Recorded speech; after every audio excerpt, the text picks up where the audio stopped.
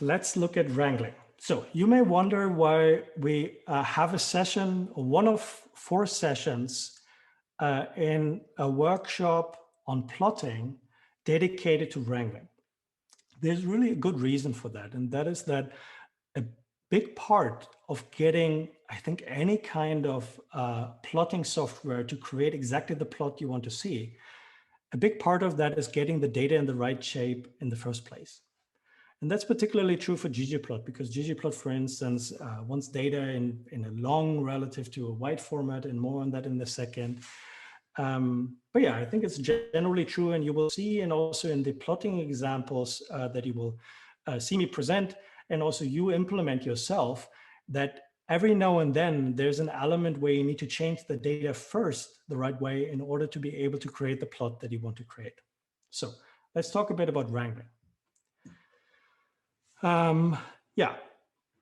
So Wrangling is the process of organizing, transforming, and also summarizing data. And a large part of the Tidyverse is actually dedicated to these parts. In particular, the dplyr package that I will focus now most on. But there's also the readr package that helps us to read in data and have the data in sort of a better format than available in base R. And the better format is the Tibble, which is another package in the Tidyverse that gives us a leaner version of the data frame. And there's also tidyr, which will help us to transpose data to get it into that long format that ggplot prefers. Yeah, but before we can get to these things, very quickly onto another package, the Magritte R package, which has provided us with our with the very popular new pipe operator. And that's part of the reason why Tidyverse is sort of becoming almost more of a dialect of a language, because the pipe operator really gives us a different way of chaining our commands in R. Just very briefly about what the pipe operator does for you, if you're not familiar with it already. So let's imagine we have some numeric vector. Here, the numeric vector score, right? It just contains a set of numbers. The classic base R way of calculating a mean from that variable would be to write mean, so the name of the function, and then place the object, the numeric vector, as the argument into that mean function, and then we would get the result. The Tidyverse style of coding things using the pipe operator from the Magritte package looks a bit different. And whenever we're working with a pipe, we're not starting with the function, but we're starting with the data. So here we're starting with a numeric vector score, then we write the pipe, and then we get to the function, right? But you see the result is the same thing. And the reason for that is that technically in the background, these two statements, mean score or score pipe mean, are entirely equivalent. And they're equivalent because the pipe does the following. The pipe takes whatever is left of the pipe statement and places it as at the first argument position of the function that follows, right? So it takes the score vector and places it at the first position inside of the mean function. So when the pipe operator is resolved, it essentially translates this here into that. Now you may wonder, why do we want to use this then if this is translated into that? The reason is that it allows us really to chain a lot of commands in ways that wouldn't be convenient with that style. And we see that once we get to the dplyr functions in a second. All right, so onto the first Tidyverse package, readr. The readr package essentially has been created to supersede the read CSV and read table functions in base R. And it pretty much does the same thing, but it has a couple of benefits. It usually has better type inference. So when you try to read in data from text, such as this, readr will be slightly better in figuring out whether a variable is character or numeric. It avoids factors, so it will by default not create a factor out of a character variable, which is generally beneficial because it usually don't want to be dealing with factors unless you're doing you're doing plotting or statistical analyses. And the best reason for the reader package is really that it produces a tibble. So how do you read in data? The same way we would do it in base R. We have the function and provide the function with the file path to the data set. So we're reading in the taxation CSV, which you will also have available in the materials pack. And the only difference to base R is that we use this read underscore CSV function rather than the read period CSV function, which is the read R version of the same function, right? We store it in our as a Basel object, and then we can print it. And what you see now is that if you're not familiar with tibbles yet, that the output is slightly different, and that's one of the main features. Because in base R, when you read in a data frame and then you try to print it and try to look at it, it's often overwhelming the printout. You can't see anything and may slow down R because it's filling up your working memory, etc. With a tibble, we get a much leaner print, where then a lot of things will be abbreviated, and we get some extra information. So the benefits of a tibble really is, the main benefit really is the better print. So here we see in the first line for the data frame already what the dimensionality is. So we see it's 357 rows and 10 variables. We have the variable names. And then for every variable, we also see what the inferred type is, right? So here we know year is interpreted as a double, quarter as a character, etc. Right? And that's helpful. Another change is that the subsetting has been changed a little bit, and it's going away from allowing sort of matrix-like subsetting for tibbles. The idea is to have the subsetting of tibbles be equivalent to the subsetting you would use in lists, which is actually more appropriate because technically a data frame is a list in the background. All right, so we have our data read in, we have it available as a tibble, so now we can start to actually work with it. We can do some wrangling. And wrangling we like to do with dplyr. Dplyr basically tries to do away with any kind of brackets and parentheses that we maybe use from base R. And it has a few other features that really make all of the operations, like you want to rename stuff, you want to create new variables, select rows, join data sets, etc., just more easy and more convenient, more readable, etc. Part of the reason that makes it better and more easy to use is data masking. And that is that we can refer to variables just by their name. We don't need to use quotation marks. We don't need to use dollar signs or whatever. We can just work with the variable names themselves.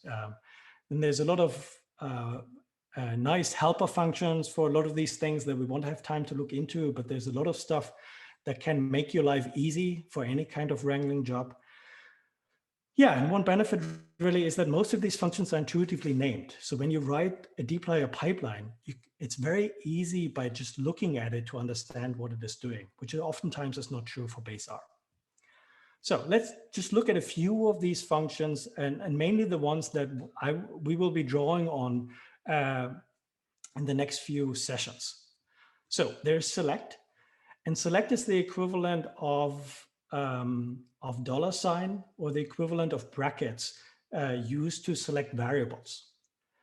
So the logic is we have a tibble, and then we have the pipe, and then in the select we can just refer to individual variables to select them. We can also use a minus sign to remove variables.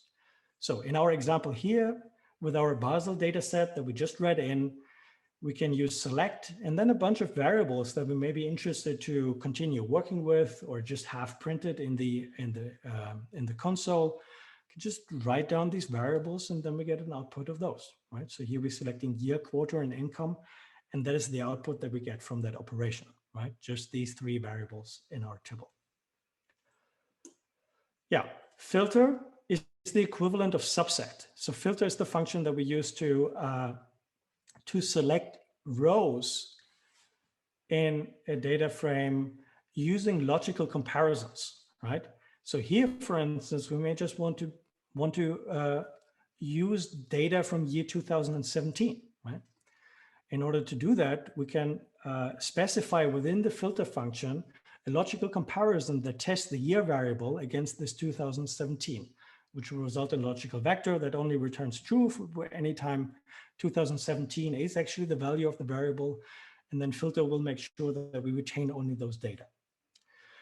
And here you should see already why piping can be super useful when we're working with dplyr, and that is that we can just sort of chain these commands one after each other. Right? We can have our first part that we had in the previous slide where we selected a few variables from Basel, and then we can use the pipe to chain the result of this entire thing into the filter function to next perform that operation, right? And we can continue this infinitely.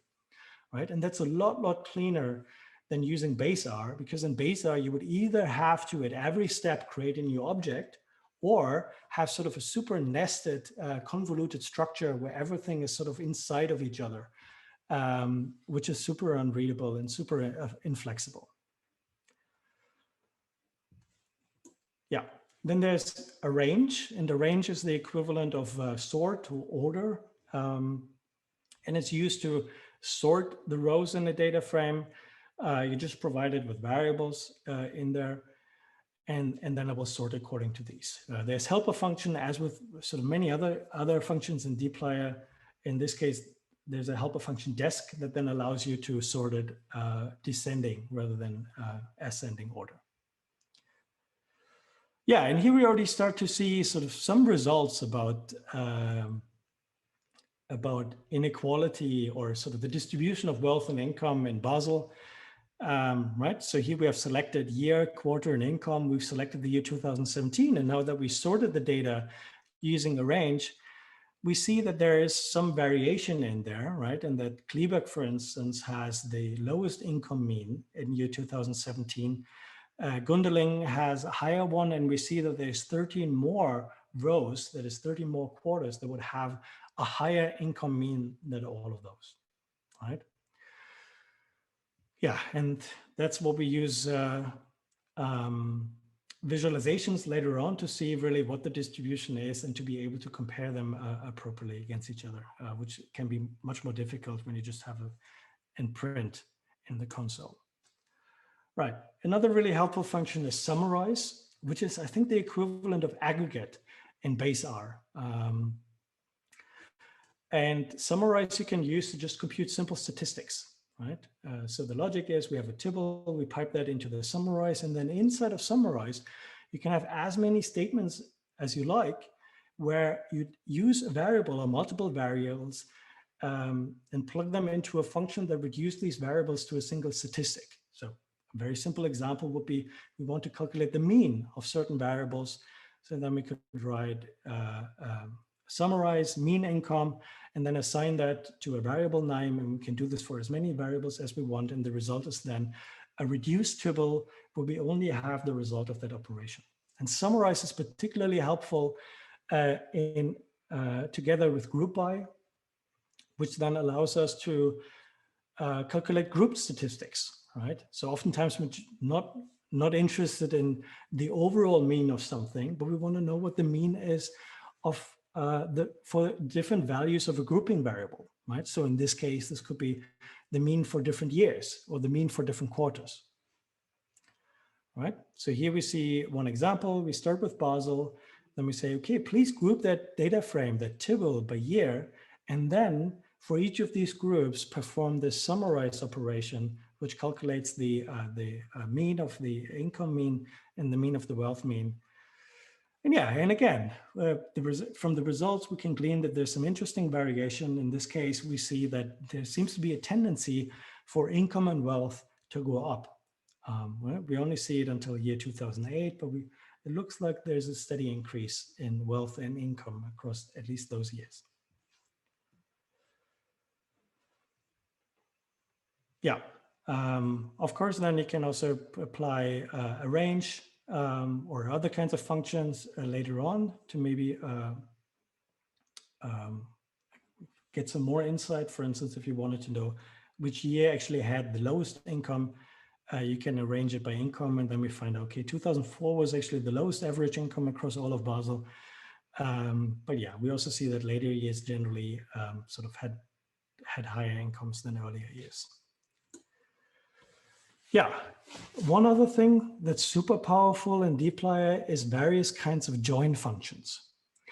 Join functions are the equivalent of, I think, merge in base R. And join functions allow you to join data sets together in a smart way, right? So it's not just sort of adding columns to a data frame, but it's making sure that two data frames who have data on the same kind of objects, that the data are matched such that you really have in a single row data on exactly the same kind of object, right? So that requires that you have some kind of ID variable or some kind of key variable that allows you to match the data. But when you have such a key variable, right, where that identifies the different objects and data sets, you can use all sorts of different join functions to combine these data frames, even if they're sorted in completely different ways, or even if one is super aggregated and one is super disaggregated. Yeah, and the structure is pretty easy. You start again, as always, with the tibble. Then you can use left join or right join or inner join, full join, etc., to join another data frame, another tibble to that tibble. And it will figure out if there are matching keys in the data set, or you can provide explicitly the keys that should be used to match the cases in the two data frames. And it even can work with cases where the key variables actually have different names. So you can say, okay, this is the variable in tibble 1, this is the variable in tibble 2, try to match that. Right, and that's something that can be used, for instance, to join an aggregate tibble to the original one, right? So we've seen on the previous slides that we can easily calculate the different means for all of the different years. And maybe we want that information back in our original data frame. And one easy way of doing this is just to join it back to the original data frame, right? We have key variables, in this case year, that allows us to match the data in the original data to the aggregate data. And in this case, we would be using a right join to make sure that we retain all of the information in the original data and just add everything that we've calculated before, right? And you see then the result is has all of the information. We're back to 357 rows. And here we have the variables that we've calculated up here in our group by and summarize chunk. And then we have here all of the rest of the data appended to that aggregate information. All right, and now the last thing, and one that you often draw on when you're preparing data for plotting with ggplot, is pivoting or transposing, or sometimes also, as you see here, called gathering or spreading. These are operations that you use to change data from a wide to a long format or the other way around. And the package that provides functionality for that is the tidyr package from the Tidyverse. And what we usually want to do is change a data set from this wide format into one that is long. So the idea is that if you go back, that we have separate variables. So here we have X, Y, and Z, 3 variables. And we want to represent these variables such that we have a key variable that's coding the name of the variable, and then a second variable that codes the values of that variable. And that is a structure that works a lot better with ggplot because then we can use the key variable, for instance, to automatically draw different lines or automatically have different facets, etc. You will see in the next presentations what these things mean. All right, and here's an example how that would work. So we start with a tibble, we pipe it into pivot longer. That's the version of the function that is used to transform a wide data set into a long one. I have a select in here just to reduce the number of variables for this example that we work. So we have Basel, select a few variables, and then we pipe this into the pivot longer. And then I'm only providing 2 variables that I want to transpose. We could, in principle, provide additional arguments to tell the function how we want the variables to be called. But there are defaults for that. The default is that the key variable will be called name and the value variable will be called values. And what you see here is that we now have no longer the 2 variables income mean and wealth mean in the data set, but instead we have a name variable that is coding the names of the variables. So here we have income mean and wealth mean, and then the corresponding values of income mean and wealth mean stacked on top of each other, right? So we took a couple of sort of separate variables and we coded them in a way that the names of the variables are in one variable and the values of the variables are in another variable.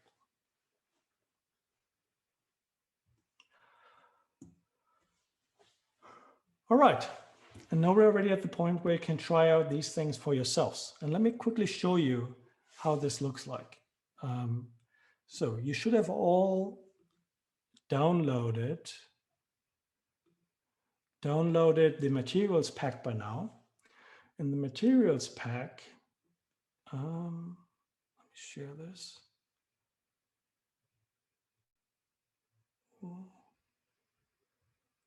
Where's the sharing screen?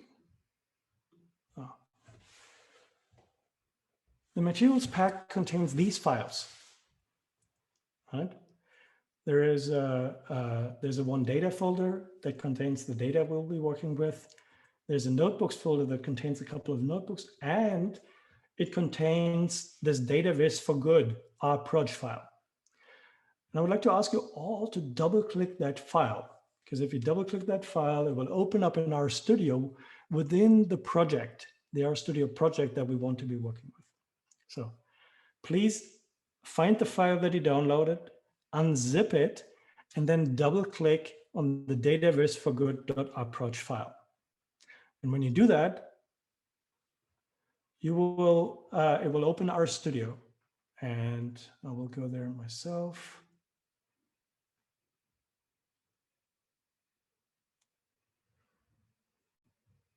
Okay.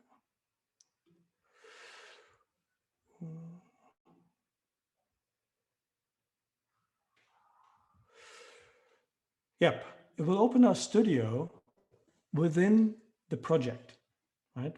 And one way to make sure that you're actually in the project is to look at the top right here. It should say DataVis for good. It shouldn't say necessarily desktop. That just depends on where you put that folder, but it should say DataVis for good. And it's somewhat important because it will help you to read in and read in the files that we will be working with. Okay, so for the practical now,